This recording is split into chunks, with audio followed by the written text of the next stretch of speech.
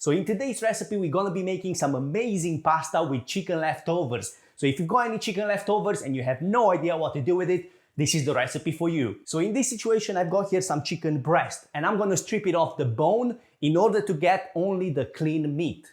Once you got the meat off the bone, we're gonna separate it in two different categories. One, which is gonna get chopped finely and is gonna get nice and crispy, and the other one slightly chunkier and probably slightly juicier.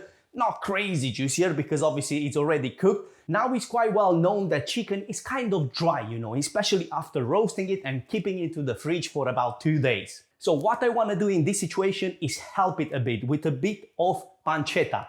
And this is some smoked pancetta and I've got about 120 grams of it. If you don't have pancetta, you can use bacon. But what this will do, especially once that fat comes all out, it will kind of balance with that dryness from the chicken. Once we added the pancetta in, we're gonna cook this up to 5 minutes. It's not gonna get cooked all the way through.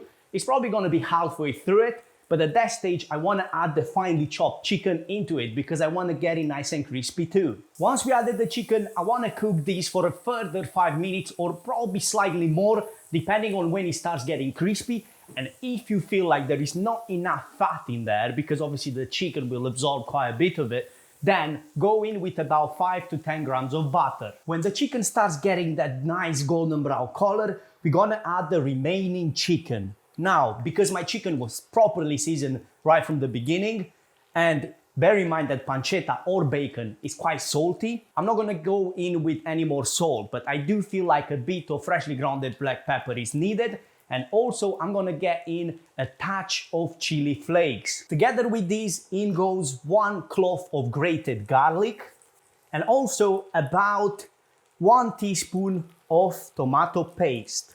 Now mix everything together and cook for further 2 minutes. After 2 minutes, we can go in with the cream. And I'm gonna use about 250 milliliters. This is more than enough for 2-3 portions. We're also adding in about 15 grams of grated parmesan, and now I want to bring this to simmer and stop the heat.